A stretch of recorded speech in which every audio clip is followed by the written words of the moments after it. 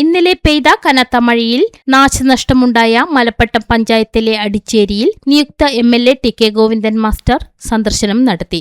കഴിഞ്ഞ ദിവസം ഉണ്ടായ ശക്തമായ കാറ്റിലും മഴയിലും മലയോര മേഖലയിൽ നിരവധി നാശനഷ്ടമാണ് ഉണ്ടായത്. പല സ്ഥലങ്ങളിലും മരം കടപുഴകി വീണ് നിരവധി വീടുകൾക്ക് കേടുപാടുകൾ സംഭവിച്ചിരുന്നു. മലപ്പട്ടം അടിച്ചേരിയിൽ 13-ാം വാർഡിലും കഴിഞ്ഞ ദിവസം ഉണ്ടായ കനത്ത മഴയിലും കാറ്റിലും നിരവധി കൃഷിയിടങ്ങൾക്കും വീടുകൾക്കും നാശനഷ്ടമുണ്ടായി. തളിപ്പറമ്പ് മണ്ഡലം നിയുക്ത MLA T K Govindan master സ്ഥലം സന്ദർശിച്ചു.